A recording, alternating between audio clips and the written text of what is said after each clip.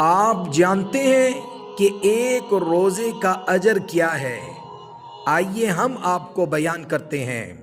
پیارے کریم آقا حضرت محمد مصطفیٰ صلی اللہ علیہ وآلہ وسلم نے ارشاد فرمایا، جس شخص نے ایک دن کا روزہ رکھا، اللہ رب العزت اسے جہنم سے 70 سال کی مسافت کے برابر جہنم سے دور کر دیتے ہیں۔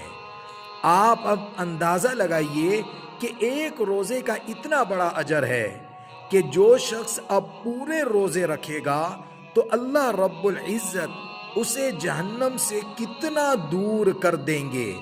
یقینی طور پر جو شخص جہنم سے دور ہوا وہ جنت کے قریب ہو گیا۔